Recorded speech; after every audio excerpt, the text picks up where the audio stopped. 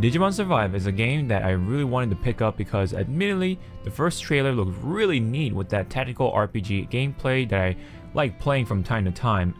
And boy, could it have not come at a better time because frankly, I'm still aching to play Advance Wars Reboot Camp 1 and 2 or 1+2, which has been indefinitely delayed thanks to seriously worldly events at the time that is still ongoing unfortunately. Did Digimon Survive scratch that tactical RPG itch? And was it a fun time overall? We'll find out later in today's review. Hey everyone, Sean here, and I know it's been a long while, but there really hasn't been too many games for me to pick and choose worthy of a review in this sort of format. Now, as you can tell, today we're going to be featuring the long-awaited Digimon Survive. This game was, funny enough, also delayed, sort of like Advance Wars Reboot. It was initially dated to release in 2019, but was then pushed to 2020 due to the circumstances of the pandemic, just like any other game, or many games in general.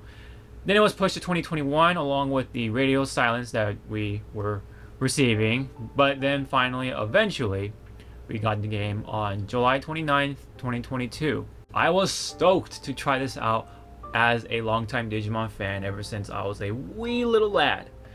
I remember myself making sure that I don't miss that new episode on Saturday mornings on Fox Kids.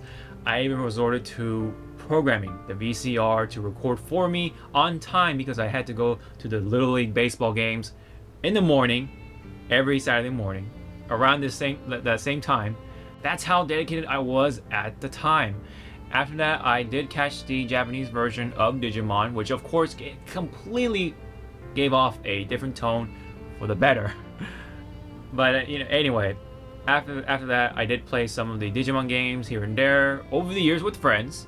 Then, as a young adult, I did do a Let's Play with Digimon Cyber Sleuth with a friend, which was a fantastic game at the time. Digimon has always been a monster series often compared to its overwhelmingly rich rival Pokemon, and often gets overshadowed by it. I often commend Digimon for tackling more mature themes and always felt more progressive as the story went along, having a beginning to a genuine end, unlike Pokemon. Cyber Sleuth kinda took things to a darker turn and became even more mature to some extent.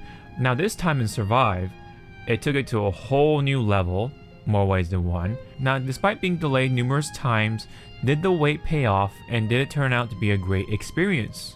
The short answer I can give you is, it's not quite a hit out of the park, unfortunately. Digimon Survive crumbles seemingly right away because it misled its audience thanks to its marketing that it was a tactical RPG with some typical dialogue here and there. But a lot of folks appear to have missed the memo that this is going to be featuring heavy visual novel gameplay, which was said in other trailers that likely flew over people's heads, and this could have explained some of the review bombing that I've heard and seen during its release. This is why marketing is just as important as other components when producing video games. And just to clarify things, I did play this on the PlayStation 5 and I did beat my first playthrough with this game. Now unfortunately I couldn't keep track of how many hours I beat the game, but I felt like it was around more or less 30 to 40 hours give or take. It's not that long of a game actually for a Japanese tactical RPG with a story. First and foremost, Digimon Survive is a visual novel game with tactical RPG gameplay thrown in here and there. Now allow me to go over the points that highlight the good and the bad of Digimon Survive. Survive features mostly 2D graphics and some 3D backgrounds as it was developed with the Unity engine, which is known for more mobile games. Visually it does have charm to it. A lot of it reminds me of dioramas. It has that interesting bokeh effect, which also works for stylizing but also help cover up any artifacts and flaws within these games. The artwork and sprites are definitely a highlight on the visual side of things. The human characters are all drawn well, with several expressions appropriate to the situation. They look great doing it. Character designs aren't too rambunctious other than the main guy, Takuma, wearing goggles as per tradition within Digimon. Minoru kind of reminds me of Izzy from Adventure, funny enough.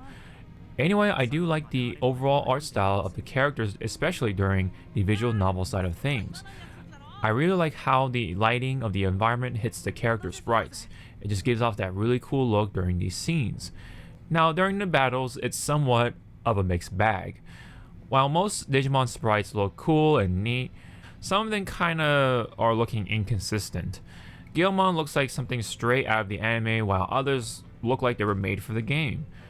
And why is that Agumon looks desaturated when someone like Seedramon looks colorful and vivid just like the anime? I just find it jarring as a guy who really likes looking at artwork in video games. Level designs is where it kind of falls apart, as most of them are monotonous and lacking in variety. Some of the level designs are just completely left out after the beginning, like the school level designs, as an example. It's not even featured in the free battles. Now, I'm aware it's for story reasons, but in free battles, really is not there. Anyway, the attack animations are just okay to good, but I am aching for more flashiness in that department. Overall, graphically, the visual novel side stuff works great for what it is, but the battle could use some more work. In the audio department, the fantastic voice work does come through, and it especially is more amplified when, if you really love Japanese voicing. It does suck though for anyone who wants it to be dubbed in other languages, especially with English, because this is only Japanese. Personally, it's not a detriment, but I can understand if anyone else finds that to be the case. Otherwise, people's voices are crisp and very charming that fit the characters, and the actors just did a fantastic job with their performances. It's also nice to hear the veteran voices like Agumon, for example. When it comes to the battles, again, it's a mixed bag.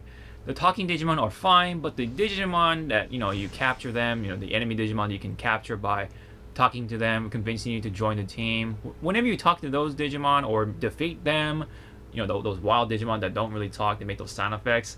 Those sound effects are just straight up awful. They're definitely questionable at best, or just downright awful, for a good number of them anyway.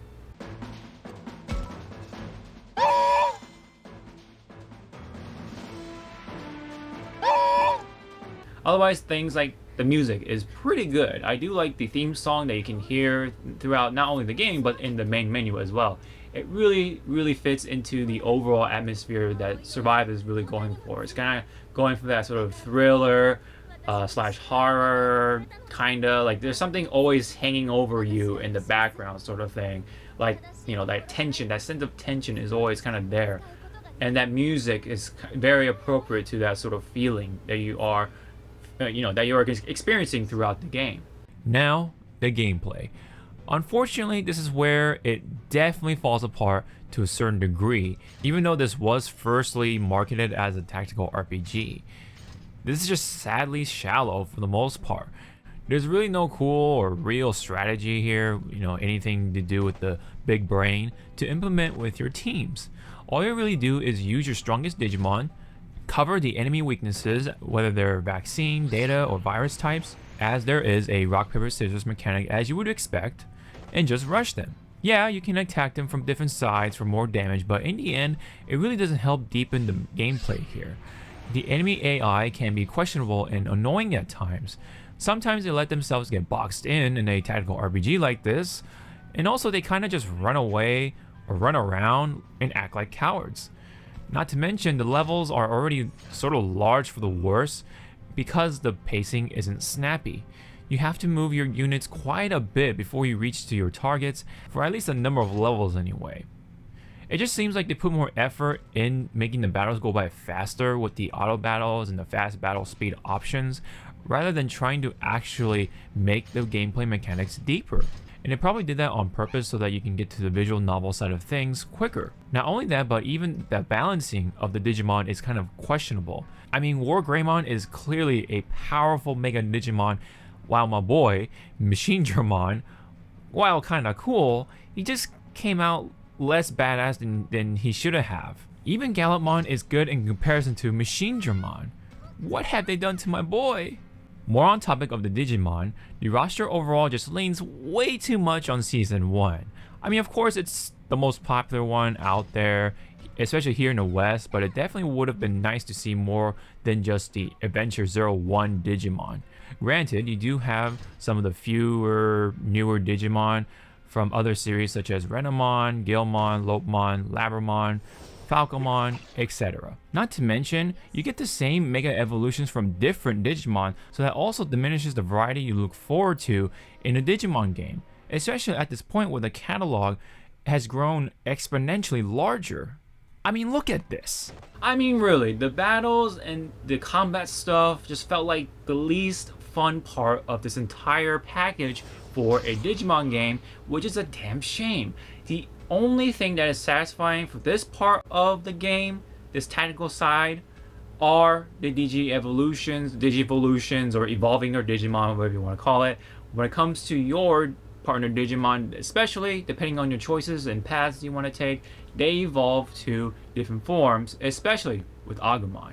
Speaking of choices and paths, the visual novel side of the game honestly is the funnest part of the game. If you go in this game wanting to play a visual novel game, you'll have a much better time than you would the other way around. Now, with that said, even the visual novel part of the game can be riddled with filler dialogue and scenes. And in the later part in the game, there is a segment in a tunnel where you have to repeatedly do a certain action 3 times in a row. And I'm not even joking, it's like 3 times doing the exact same thing, and they're not the quickest parts either. There's even some drama past that, and that can serve as a detriment to the story's quality for some players. Things like that, on top of the filler dialogue that drawn out the scenes, that can make the story less digestible to take it in, I guess, make it harder to enjoy the story as a whole. But when it does get to the punchline, so to say, it does then get interesting. Now, regarding to the mechanics of the visual novel aspect, this is honestly my biggest detriment in the game. As you play the game, you'll notice there are choices that are involving with color coding as you hover over each dialogue choice. The game tells you that there are 3 elements of karma, which are moral, harmony, and wrathfulness. The game even tells you which karma is tied to the 3 types. Moral is vaccine, harmony is data, and lastly, wrath is tied to virus. Pretty straightforward. Depending on the amount of karma you have for each, you'll have the right to pick which path you'll go on in a later chapter. Of course, this being a visual novel game, depending on what you choose, will determine who dies and who doesn't when it comes to certain people. Without spoiling things too much for a visual novel game, the karma system, kind of makes things too linear, so to say. It just, first off, every time you are met with these choices, the karma choices, you always get the same sort of outcome, kind of like Fallout 4. The only benefit, of course, is that you are adding to the karma points of whichever you choose. The only other different elements involved with these dialogue choices are the infinity points you have with each character of the cast. This does play a role in how their Digimon evolve. And that's about it. So while, yeah, your choices do matter in a way, but because of this whole karma system, it just trivializes the whole theme about survive. Everything just felt like, everything was just too locked into place. You're gonna want to pretty much, just kind of stick with one color, regardless of the consequences of each scene. I mean, it's the same outcome each time.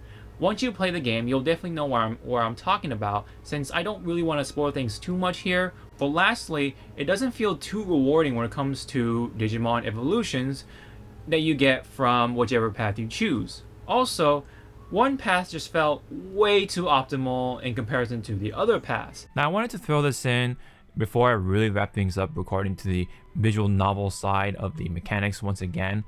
It really overall feels like a visual novel for babies, because it really doesn't offer you too much freedom as to who dies or who lives. It really is just it just felt like very on the rails as you just pick your endings and stuff like that. And unfortunately, on your first playthrough, certain things are just inevitable. They cannot be avoided no matter what you do, so it doesn't really feel like things are affected by your choices more ways than one until you get to the later parts of the chapter. But even then, it kind of just feels very much on the rails, and not too much of your choices do affect who dies and who lives and stuff. Now, yes, it does affect what kind of endings you get and what kind of Digimon you get, so on and so forth. Yes, I'm aware of that, but even then, it just doesn't feel like a vastly well developed visual novel game overall. I guess it's just a matter of what kind of ending you like, or also just like the perspective on things. I mean, if you want to like have a tunnel vision sort of experience on purpose, or really try to role play along in order to help enjoy these visual novel elements in the game, then I'm all for it. I just wish that the affinity points do play more of a role, like an active role, and help determine who lives, who dies, kind of in a way. It really calculates along with the choices you make throughout the game. I mean, it kind of does, but it's not what you expect right out of the gate. Now, the cherry on top of all that are the typos. It was actually to the point where Labramon was misgendered at one point, and it really messed with my mind for a bit. Wait, to him? Wait. Oh.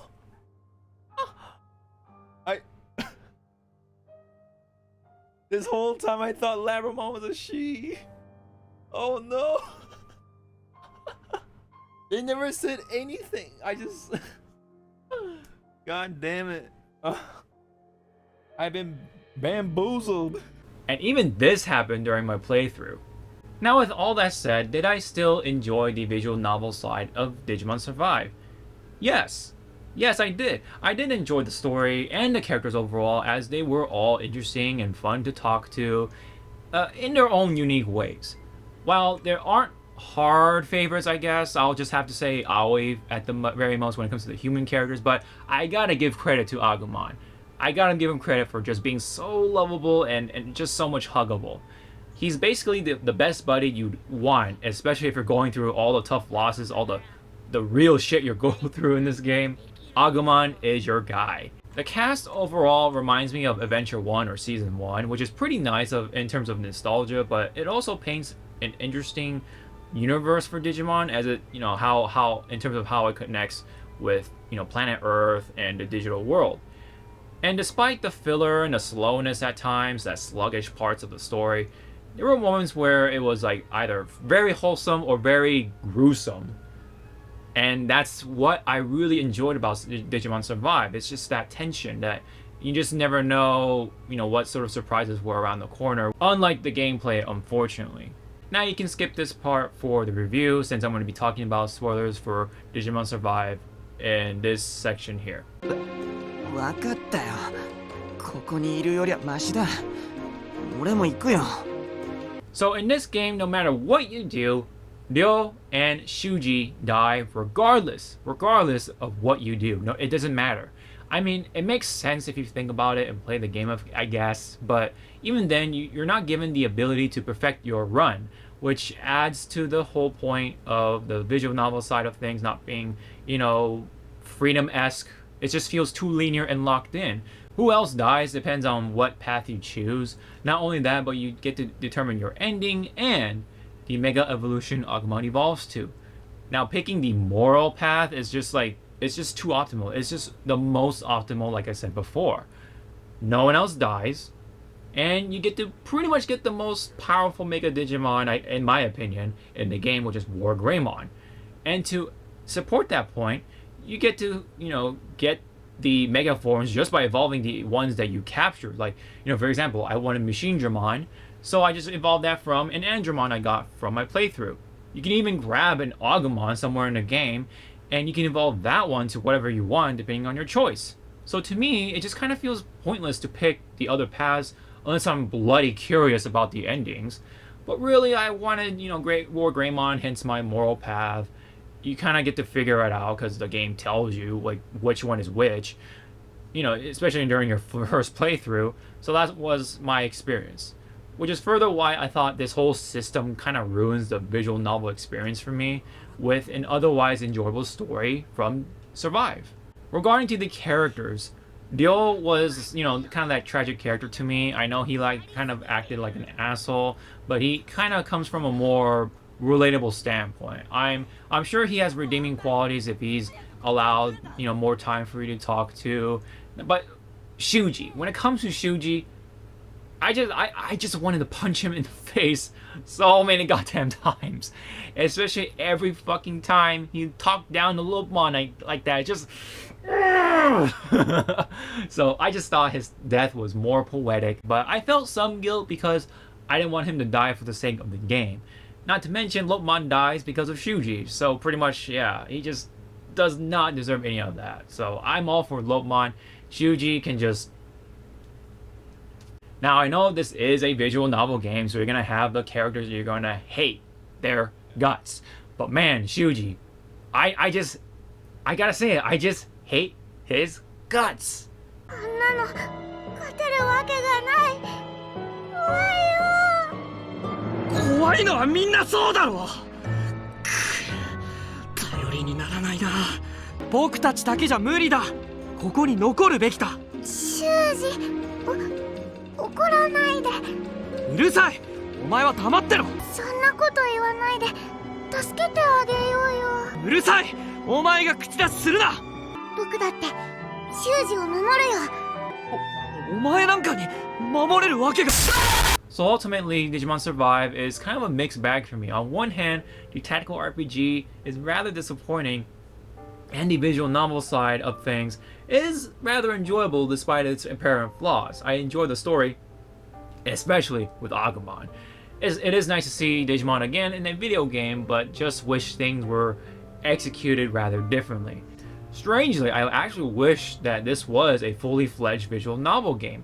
I would have been way more down than that to play, and then to play something like this, since that will likely have more refined of a experience as a visual novel game. But here, it just doesn't quite nail it on either sides of the elements all that well. It definitely didn't help that it was mismarketed and it went through several delays only for it to come out like this. So with all that said, I'm going to give Digimon Survive a 6 out of 10. It's just above average. I did enjoy it. I give it that score because I did still enjoy my time with it, and I don't have any regrets doing that. But it's not with any disappointments met. It definitely could have been better execution wise. Although I would wait for a price drop on this game since this is $60. I'm just being brutally honest. Although I was lucky to technically pay for $35 for it since I had the rewards points and some deals, here and there. Other than that, this is kind of a hard for me to recommend unless you really like, Digimon and you really want to play something, chill, and vibe kind of game with the pointing and clicking and kind of just laying back. Then you can probably pick this one up and you'll like it, I'm sure. So this is my review for Digimon Survive. Hope you enjoyed it. Don't forget to like and subscribe and comment to this video. And subscribe, of course. Also, you can join the membership. It would be very much helpful. Also, Glasses USA is also still a proud partner. So you can check it out in the description below. Alright, thanks again for watching. I'll see you all in the next video. Sean out.